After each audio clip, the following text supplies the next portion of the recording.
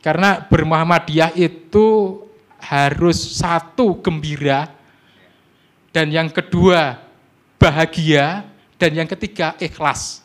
Ikhlas nomor terakhir. Karena kita nggak akan bisa nggak akan ikhlas kalau kita nggak gembira kan gitu. Ini kuncinya. Gembira itu apa? Gembira itu adalah ketika kita tidak saling meruwetkan orang lain, tidak membuat ruwet dan tidak membuat orang lain ruwet karena tingkah laku kita, kan itu namanya gembira. Dan salah satu bentuk ini Mbak Nurma, saya mumpung ada Mbak Nurma, saya bicara juga di lembaga baru namanya Lembaga Pengembangan Cabang dan Ranting itu Pak Sayuti, itu Mbak Nurma kan termasuk asabiqunal awwalun, generasi pertama LPCR itu kan Mbak Nurma jadi wakil sekretaris Mbak Nurma ya. Itu yang dibikin, yang platformnya itu adalah Muhammadiyah garis gembira. Enggak hanya lucu, ini gembira semua. Kalau Pak Dahlan itu menerima laporan kita, ini lembaga yang enggak pernah ada konflik dan keluhan itu cuma LPCR katanya. Dan terus yang mau dikeluhkan apa atau apaan gitu kan. Yang mau dibikin ruwet juga apa. Kita kan gembira semua asal ada duren. Setiap 6 bulan sekali itu udah selesai segala urusan itu. Entah itu ada, meskipun ada laporan rantingnya jadi 2 seperti di Purwodadi, kemudian ada ranting yang menyabotase PDM, ada PDM yang diboikot ranting. Itu semuanya ada di Muhammadiyah, ternyata komplit. Tapi itu kan nggak perlu membuat kita sedih. Kita bikin gembira aja lah. Itu kan dinamika yang nanti kalau sudah titik temunya akan tercerahkan lah.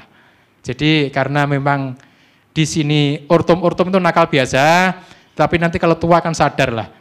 Persis seperti yang disampaikan Pak Sayuti tadi, kritik kepada salah satu ortum yang suka demo itu benar Pak Sayuti. Saya mengalami benar itu. Saya termasuk korbannya. Sejak kecil saya dikader di IPM itu, IPM saya IPM Bulak Sumuraya.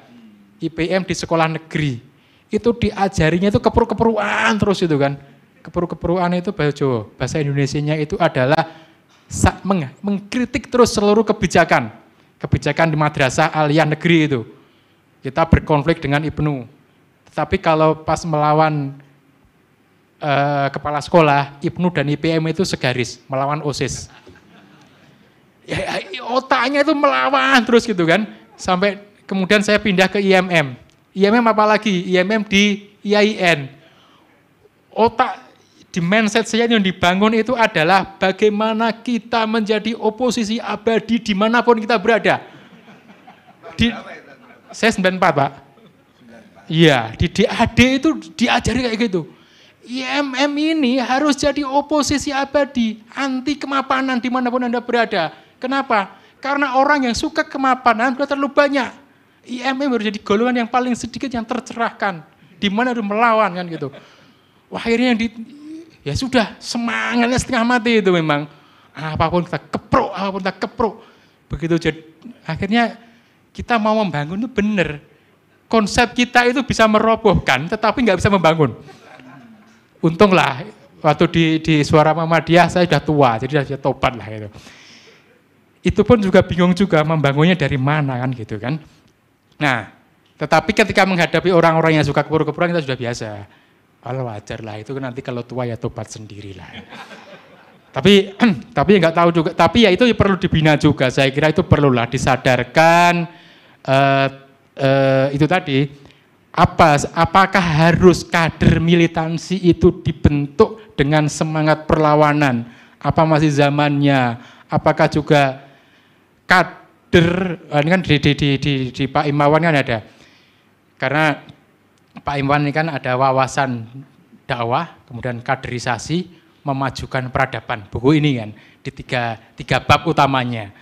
Nah ini yang kaderisasi ini, memang saya sepakat dengan Pak Sayuti, harus diakhiri lah ngomong krisis kader sejak tahun 27. Saya baca SM itu tahun 27 ngomong krisis kader. Sampai tahun 2027 kok masih sama, nggak bosen gitu loh. Padahal ada majelis MPK kan gitu kan. Nah, ini memang perlu diakhiri. Ngomongan keluhan krisis kader dan lain-lain. Tetapi itu ada jawaban yang cerdas dari Kiai Farudin pada tahun 20-an itu. Muhammadiyah itu memang bukan organisasi banyak-banyakan massa. Kalau dilihat dari gerakannya, lead itu kadernya, leadnya ini paling tidak harus 20.000 bisa menggerakkan Muhammadiyah sekarang ini. Tapi kenyataannya kita kurang dari 100, tetapi kita bisa kok. Jadi kata Kiai Farudin di salah satu SM itu, kita nggak usah silau dengan jumlah kader yang sedikit. Karena apa? Karena kebanyakan lead itu juga membuat kita lebih sibuk ngurusi leadnya daripada ngurusi cita-citanya. Saya kira Kiai Farudin cerdas juga saat itu. Persis sekarang ini mungkin ya, kita ngurusi karyawannya itu lebih rumit daripada ngurusi pengembangannya kan gitu. Itu kan jadi masalah. Mending karyawannya 5 tapi jelas kan gitu kan. Tapi ya apakah bisa nggak tahu lah, itu nanti biar Pak Imawan sama Pak Muklas banyak berpikir. Jangan saya yang berpikir, saya nggak akan sampai itu. Nah, itu yang pertama tentang kaderisasi. Tentang ulama sudah seperti tadi itu, apakah memang perlu banyak ulama kan gitu, perlu dipikir ulang. Kemudian biar kita nggak terus mengeluh kan gitu. Ini catatan yang sempat saya baca di bukunya Pak Imawan. Tetapi satu yang harus kita renungkan, ini di bagian akhir ini. Dari bukunya Pak Imawan ini. Nggak tahu ini Mas Rizky nyusunnya ini Mas Rizky ataukah Pak Imawan ataukah dibantu wahyunya Jibril ini. Semangat tetap tinggi, ini di bagian akhir.